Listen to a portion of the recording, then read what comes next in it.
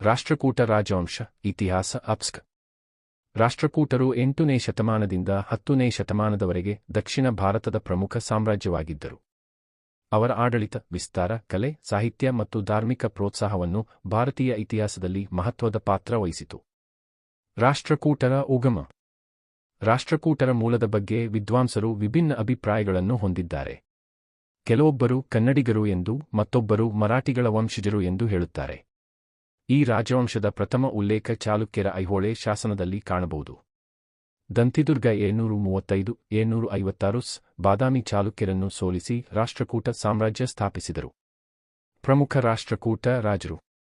1. ದಂತಿದುರ್ಗ 735-756 ಬಾದಾಮಿ ಚಾಲುಕ್ಯರನ್ನು ಸೋಲಿಸಿ ತಮ್ಮ ಸಾಮ್ರಾಜ್ಯ ಸ್ಥಾಪಿಸಿದರು. ಹಿರಣ್ಯಗರ್ಭ ಯಾಗ ಮಾಡಿ ತಮ್ಮ ಕ್ಷತ್ರಿಯ ತಲೆಮಾರನ್ನು ಸ್ಥಾಪಿಸಿದರು. 2. ಕೃಷ್ಣ 756-774 ಎಲ್ಲೋರಾದ ಕೈಲಾಸನಾಥ ದೇವಸ್ಥಾನ ನಿರ್ಮಿಸಿದ ಶಕ್ತಿಶಾಲಿ ಅರಸು. ಸಾಮ್ರಾಜ್ಯವನ್ನು ವಿಸ್ತರಿಸಿ ಕಲೆ ಮತ್ತು ದೇವಾಲಯ ನಿರ್ಮಾಣಕ್ಕೆ ಪ್ರೋತ್ಸಾಹಿಸಿದರು.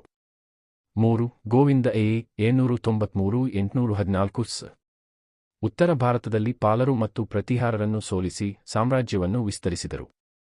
ಈ ಅವಧಿಯಲ್ಲಿ ರಾಷ್ಟ್ರಕೂಟರು ಭಾರತದ ಅತ್ಯಂತ ಶಕ್ತಿಶಾಲಿ ಸಾಮ್ರಾಜ್ಯವಾಯಿತು. ಡೆಕ್ಲೈನ್ 4 ಅಮೋಘ ವರ್ಷ ಈಗಿನ ನಂತರ ದೌರ್ಬಲ್ಯ ರಾಜರು, ಆಂತರಿಕ ಕಲಹ ಮತ್ತು ಚೋಳರ ಆಕ್ರಮಣ ಸಾಮ್ರಾಜ್ಯ ಮತ್ತು ಜೈನ ಧರ್ಮಕ್ಕೆ ಪ್ರೋತ್ಸಾಹ ನೀಡಿದ ಪಶ್ಚಿಮ ಚಾಲುಕ್ಯರು, ಕಲ್ಯಾಣಿ ಚಾಲುಕ್ಯರು, ಕವಿರಾಜ ಮಾರ್ಗದಲ್ಲಿ ಮೊದಲ ಕನ್ನಡ ಸಾಹಿತ್ಯ ಕೃತಿ ರಚಿಸಿ ಹೊಸ ಸಾಮ್ರಾಜ್ಯವನ್ನು ಸ್ಥಾಪಿಸಿದರು. ರಾಜಧಾನಿಯನ್ನು ಮಣ್ಯಕ್ಕೆ ಆಡಳಿತ ಮಲಕೆ ಸಮಾಜ ಕರ್ನಾಟಕಗೆ ಸ್ಥಳಾಂತರಿಸಿದರು. ಕೇಂದ್ರೀಕೃತ ಆಡಳಿತ ವ್ಯವಸ್ಥೆ, ಪ್ರಾಂತ್ಯಗಳನ್ನು ರಾಷ್ಟ್ರ 914-928 ಜೈನ ಧರ್ಮವನ್ನು ಹಿಂದೂ ಧರ್ಮದ ಮೇಲೆ ಅಧಿಕಾರ ಸ್ಥಾಪಿಸಿ ಅಂತಾರಾಷ್ಟ್ರೀಯ ವ್ಯಾಪಾರ, ರಾಷ್ಟ್ರಕೂಟ ಸಾಮ್ರಾಜ್ಯ ಶಕ್ತಿಯ ಪರಮಾವಧಿಗೆ ತಲುಪಿತು.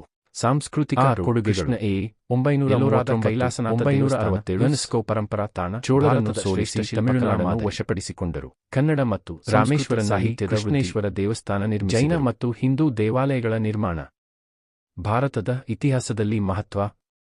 ರಾಷ್ಟ್ರಕೂಟರು ಪಾಲರು ಮತ್ತು ಪ್ರತಿಹಾರರೊಂದಿಗೆ ತ್ರಿಪಕ್ಷೀಯ